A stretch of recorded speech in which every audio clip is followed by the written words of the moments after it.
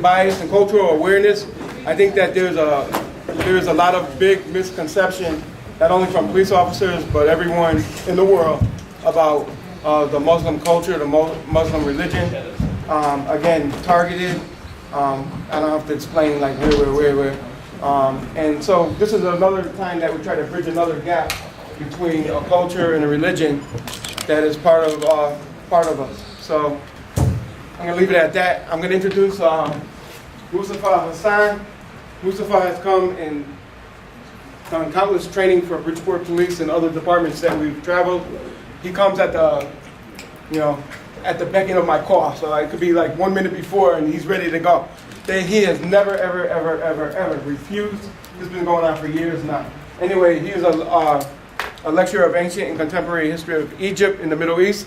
He is from Egypt himself. He is an active member of the interfaith dialogues here in Bridgeport, which aim to bridge gaps between different cultures and religion.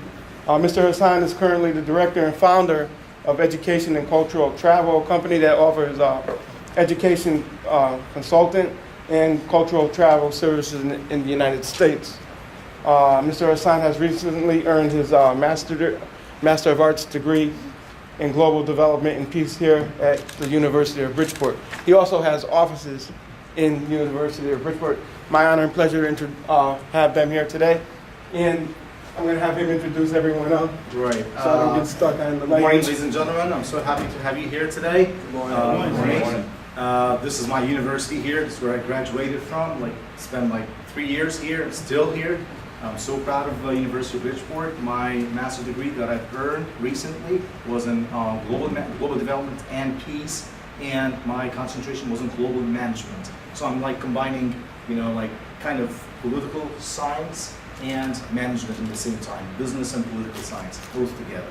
So, and that's exactly what I've been doing so far here in the university. We recruit students from different parts of the world. We try to bridge gap between different cultures. I've lectured many times in the police academies, with police officers, with new police officers. They call us anytime. Sometimes Detective Papalucci will call me midnight, oh my God, I do have a training, and it's going to start at 1 o'clock. So we would go right away, in a heartbeat. We would just go. We would like to introduce our culture to you folks, to the Americans in general.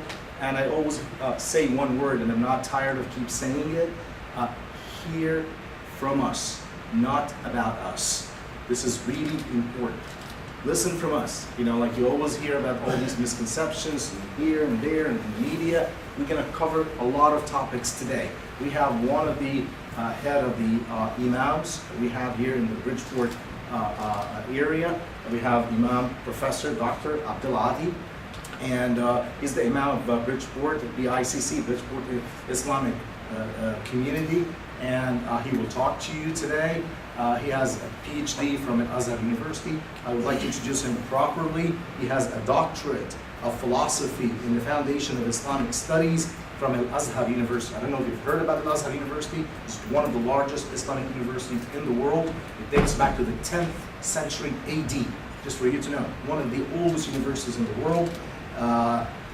He earned his master's degree with honors in Foundation of Islam, also from Al-Azhar University, Mansoura, Egypt, year 2000. He has a diploma in Islamic Foundations and preaching from Al-Azhar University as well. He has certification of memorizing of Quran. He has also certification of memorizing of Quran, year 2002. Dr. Abdeladi is currently the head imam of Bridgeport Islamic Community Center. So, again, you're hearing from authentic people. We all speak with accent. I'm from Egypt originally, and I've been living here this is my 4th year. Same thing for Dr. Professor Abdeladi. He's also originally from Egypt, and he's been here for the past 20 years. I would like to start my lecture, and again, I'm going to speak briefly, shortly, and mainly what I do in my lectures is all about interactions. I would like you to participate. Once I'm done, we'll make a short an introduction to Islam. What is Islam? Who do we worship? Do we worship Muhammad? Do we worship Jesus? Who exactly that we worship? We have a lot of, maybe you hear a lot of things here and there, and Once I'm done with my short lecture, have questions, please feel free to ask questions. We're here for you. We're here to answer your questions. Ladies and gentlemen, introduction to Islam. What is Islam? Let's start with the literal meaning of the word Islam. Okay. I don't know if you've heard this in the movie before. I know a lot of you from New Jersey and from New York, so probably you've seen a lot of Muslims. Is that correct? Have you seen some Muslims around? Yes. So you always hear the word salam, right? Have you heard this before? Salam, salam alaikum, means peace be upon him. Did you ever link this to Islam? Islam, salam. You see that? So salam or Islam has the same meaning. We have two meanings for the word Islam. First meaning is peace, right? Second meaning is submission. You submit yourself to God. You submit yourself to Allah. Allah is God, by the way. Even the Christian Egyptians. We have about approximately 15% of the population of Egypt, which is about 100 million people there, Coptic Christians, Orthodox, okay? And they call God in the Arabic Bible, Allah. Did you know about this before?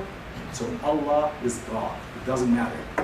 We have a verse in the Quran that says, or we have a saying that says that God has all the beautiful names. Okay? So anything beautiful, this is God. Anything good is God. Right?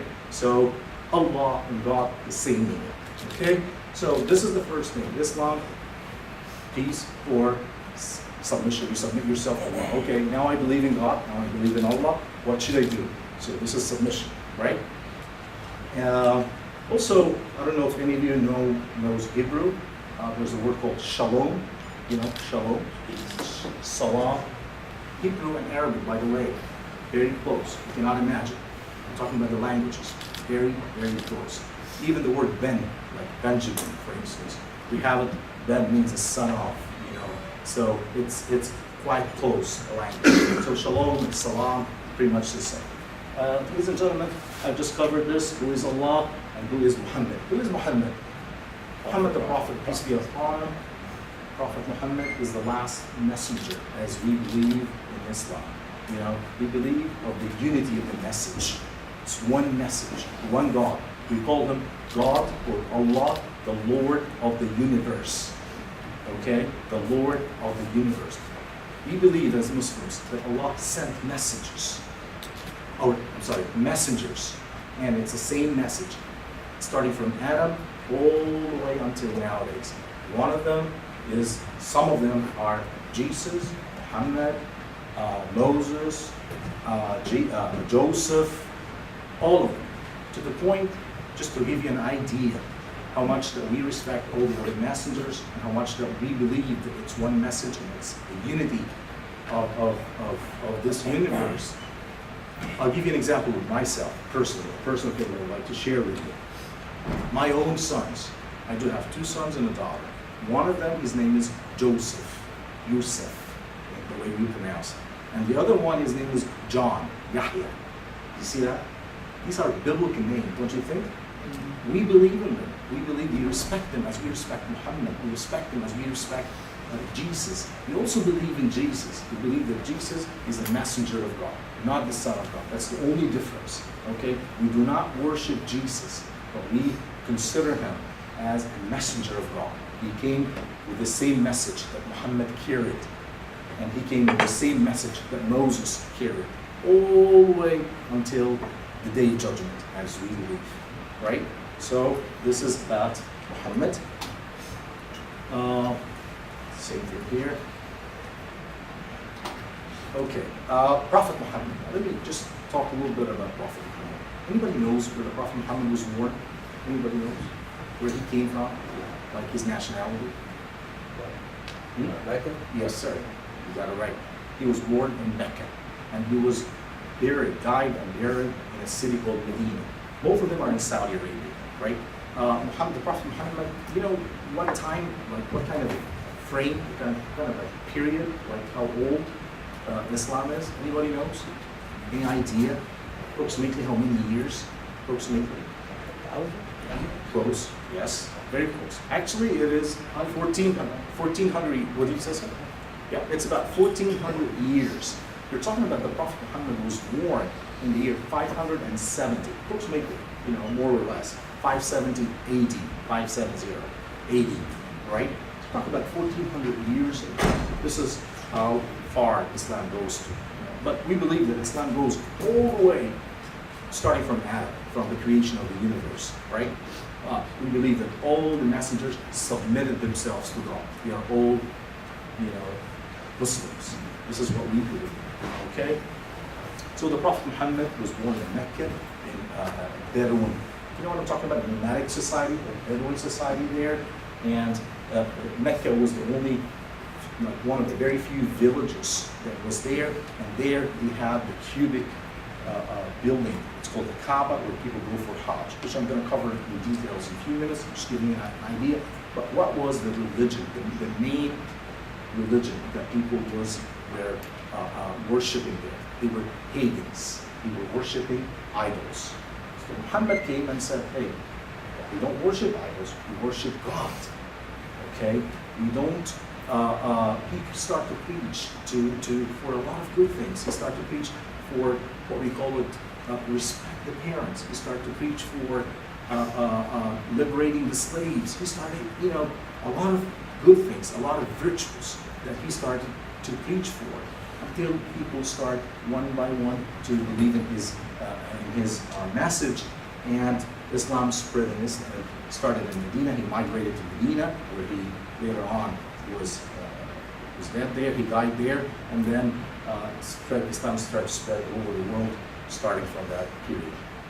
Okay, so Muhammad from Mecca. All right.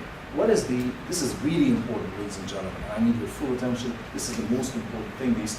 I was very happy and surprised actually that they teach this in the American schools. My kids here, high school and junior high, they teach them the pillars of Islam. What are the foundation of Islam?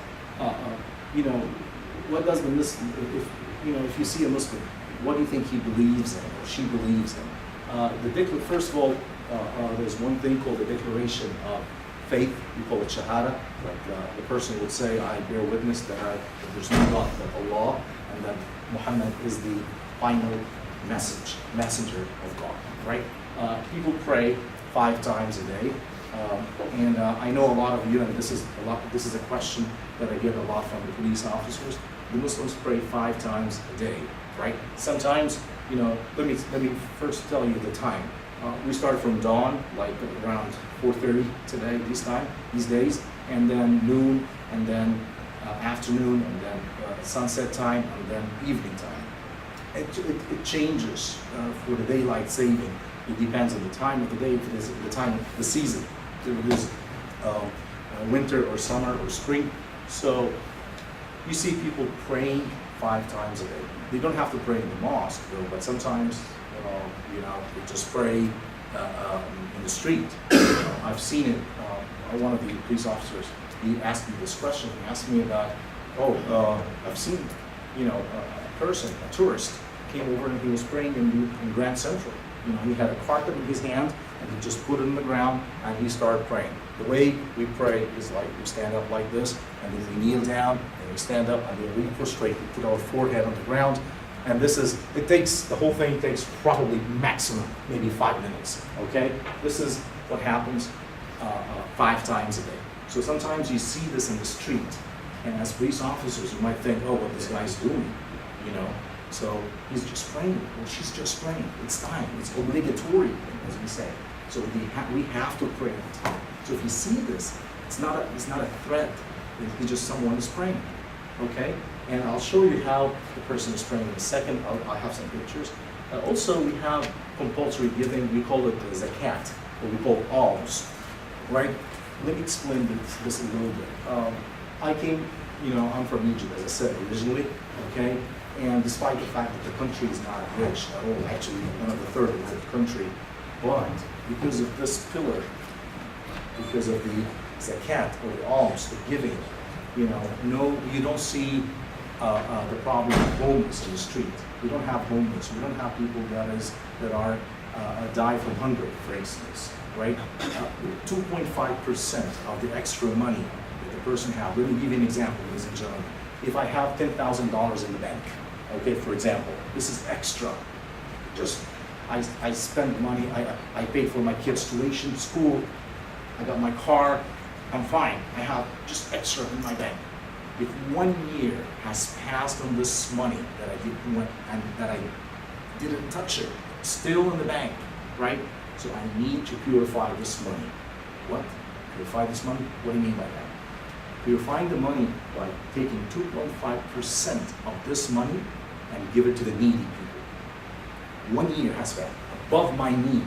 This is the money that above my need. Every single Muslim must do this.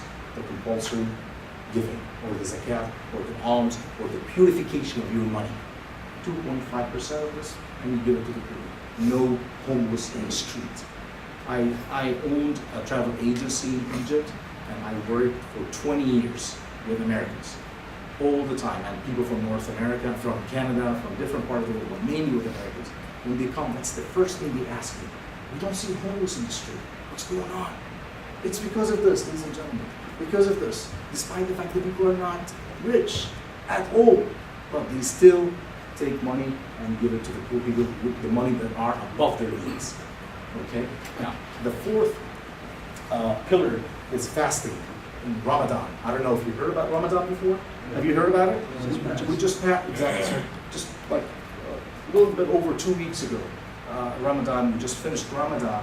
We fast from sunrise until sunset, and then we have a big meal after this at sunset time. We get all together with the families. It's just pretty much like Christmas, you know, Christmas Eve when you get all together with the families, but it's not one night. We have 29 nights or 13 nights, depends on it's a lunar calendar, it depends on the moon. We go by the lunar calendar. That's why Ramadan moves every year, 11 days, you know, backwards. So every, like this year was in June 18th.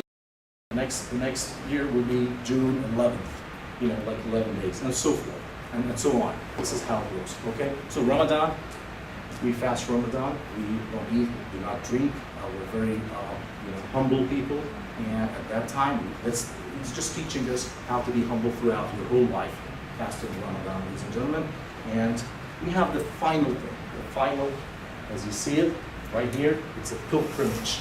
Pilgrimage, this is Hajj, we call it in Arabic, Hajj. You go once in the lifetime to Mecca to go around the black cubic blocks and we copy certain rituals that teach us humbleness. Let me explain this a little bit. Give me less than 1 minute, and I need your attention. It's really important in that part specifically.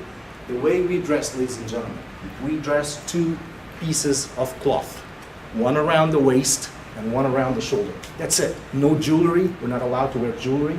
No rings, nothing. No Rolex. Okay? I could be next to Bill Gates or the King of Saudi Arabia or the richest man in the world. I don't know this person. I don't know he's rich. Nothing. It emphasizes the idea that we're all in front of God. You know, Allah is not going to judge us through the money, through the Versace, through our Armani suit. He's going to judge us through our deeds and our heart. What's in there? This is an emphasizing of that. I don't know if some of you you've heard about Malcolm X before. You know Malcolm X. I urge everyone, all of you, to listen to his autobiography video in the YouTube. He totally changed, ladies and gentlemen, when he went to Hajj. Right at the time, it was he was an activist for in the 60s, and you all know about that. And his ideas were at the beginning, all the white is bad and all the black is good.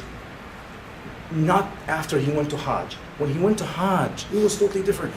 Hajj teaches humbleness. Part of the rituals that we stay in a tent for 3 days, 2 nights, 3 days. We sleep in the tent. He was, by accident, his tent was next to a tent from Muslims from Russia. And he described them as he was the white of the whitest. And yet, we shared the same food together. We shared the same plate. We shared everything. We even shared the bed. He's saying, it's not the white or the black. It's the person, he or she, good or bad. But it's not the white, not the color. It's nothing to do with that, right? And he totally changed when he came back to the United States. I urge all of you to listen. It's only probably 10, 15 minutes. And by the way, he passed by Egypt. You know, I'm so proud of that. He passed by Egypt and he visited the Egyptians and, you know, and see how people living there. And then he went to Mecca and he did all these riches. Really, really a very interesting thing to listen to. And to see how this trip changed him totally. We said the declaration of faith, here's how people pray. Look at this, folks, because this is what you're going to see is these officers, people, you know, in the mosques. This is a picture in the mosque. And pretty much the same. It's part of the things that we do. We stand up like that. We face Mecca, the direction of prayer, and then we stand up. The imam is in front of us, reciting some prayers, and then we go down like this, and then we stand up, and then we put our forehead on the ground, right? And we say the word. Listen to it carefully, folks, because this is sounds. Sometimes it sounds in the media, and oh my God, a terrorist is saying this. I'm speaking my mind. I'm telling you everything, you know. We say, when we start, and I want you to know the meaning of it, we say, Allahu Akbar. It's a beautiful word, and unfortunately it's misused by terrorists and misused in the media. Allahu Akbar means what? It means God is greater. God is greater. Leave everything. Pray 5 times. Just go, wash up, stand and pray 5 times. That means you're a good person. If I'm thinking about stealing someone or saying a bad word to another, oh no, I'm meeting God after 2 hours. I cannot say anything bad. So if I pray, then I'm remembering Allah. What can I say? If I hurt you, what am I going to say to God if I'm praying? You see? So praying 5 times a day is a great thing. And we say Allahu Akbar is a great word. God is greater than what I do. Stop and pray. Take a break for 5 minutes and pray. It's like meditation. That's the closest thing that I can explain it to you. You know, like meditation, but you talk to God when you pray. Here's the zakat, the charity I was telling you about, the 2.5%. Just remember that. Here's the fasting, we call it sawm in Arabic. And here's the, yes sir. What about Eid? Eid, yeah, Eid. Very good question. It's like once we finish fasting, we have the Eid, which means the celebration. You know, like we break our fast. So it's the Eid is like we celebrate the end of Ramadan. Did you get that? It's one of them. You have 2. Okay? So here's the fasting. Here's the Hajj, ladies and gentlemen, the holy pilgrimage to Mecca, at least 1 time a day. Once in the lifetime. And you see how crowded it is. This is Mecca. Okay? Is there a certain time you go, like before you? Exactly. It's the time. It's after 2.5 months after Ramadan, approximately, and we celebrate. You know, the story of Abraham. You heard about Ibrahim, you know, when he had a dream that he was killing his son, and he sacrificed. So we make sacrifice, like we give meat, you know, like goat meat or whatever, or sheep, and we give it to the poor people mainly, right? And all the Muslims. Anybody knows what is the population of the Muslims in the world, approximately? Any idea? 12 million. Any other number? Over a billion. Close. Anybody else? 1.5 billion? Who said that? Yes. It's the closest thing. Now it's 1.9 billion. Okay, so it's like 1/6 of the world population, right? So approximately 1.9 billion Muslims in the world. 20% of the Muslims are Arabs. What? Only 20% of the Muslims are Arab. Do you know that? Not all Arabs are Muslims, and not all Muslims, and not all Muslims are Arabs, of course. You know, like, and so the majority of the Muslims are not Arab. Okay. Now, if for fasting, this question I get all the time: who's exempted or excused from fasting? You know, we have children, of course, cannot fast. At a certain age, older people definitely. If a person on a medication, sick people, ill. Travelers, if you decide to travel anywhere over like 100 kilometers, 120 or close to 80 to 100 kilometers, then you don't fast if you don't want to. Of course, pregnant women, as you see, and a woman that is nursing her kids. Okay. I'm almost done here. It's the 6 beliefs we have the 5 pillars of the 6 main belief of faith. Believe in God, as I just mentioned. We believe in the angels, like Gabriel, you've heard about him, and all the other angels. We believe in God's revelation, which is the scripture. We believe in the Bible, we believe in the Old Testament, we believe in the Quran, right? We believe in the messengers of God, which is, like I said, Adam, Moses, name it, Joseph, Jacob, all the previous messengers until Muhammad, okay? We believe in the day of judgment. There will be a day that we will all get accounted to all our deeds, and that's why we do the Hajj, okay? And just a reminder that all human are going to die and going to stand in front of God without their Armani suits or Rolex watch, just 2 pieces of cloth. This is how the person is going to be buried. This is the idea that the Hajj or pilgrimage emphasizes. Okay, we believe in the predestination, that everything is Allah, ordered or made, or and that's what it is.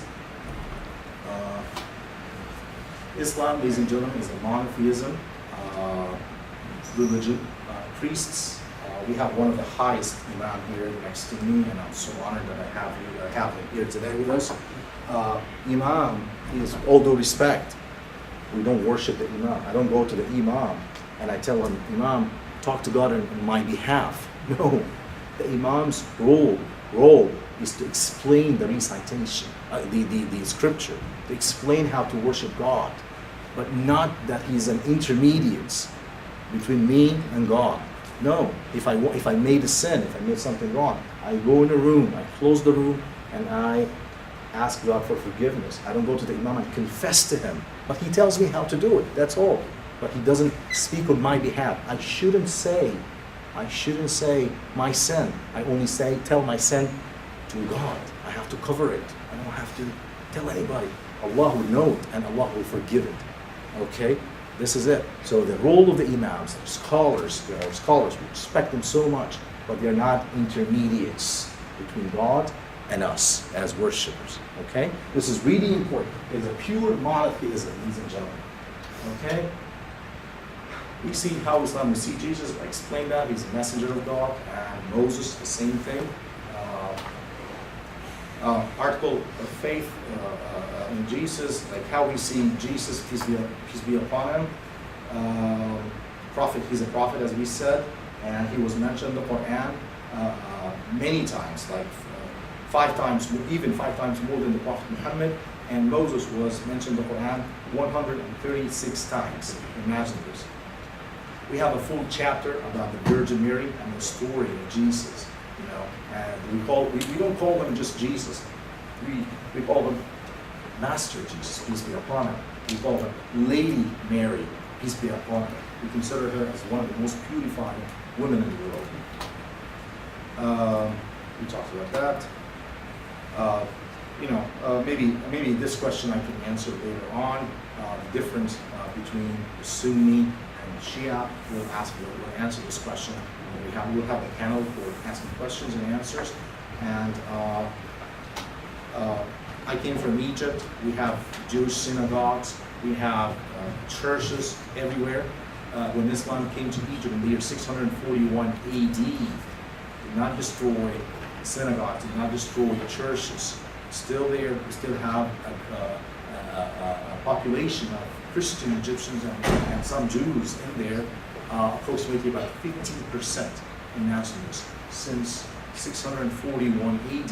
One of the tours, part of the tours, I do cultural tours. I take the people to these synagogues, I take them to the pyramids, of course, I take them to Tutankhamun tomb, and I take them also to the Jewish synagogues, ancient Jewish synagogues, and the church. This is the second oldest church in the world. It exists in Egypt. It's called the Hanging Church in downtown Cairo, right? And in Palestine, we have the Nativity Church in Beit Lahem. I'm sure a lot of Christians knows about it. And still there, Islam came there also approximately the same time. Islam went to Egypt, and still there up till today. Thank you so much. Salam.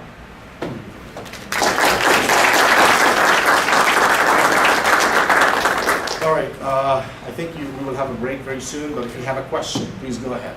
Yes, sir. You said once in a lifetime you have to go to Mecca. I know you go to pray, but why else are you going? Why what, sir? Well, you You said once in a lifetime that you go to Mecca. Uh-huh. You have to go. Right. For Uh-huh. your religion. And then you go there to pray. Yeah. Well, other than praying, why Yeah. else do you go? Very good question. We don't just pray there. No. It's just, remember the rituals I talked, remember when I was talking about Malcolm X?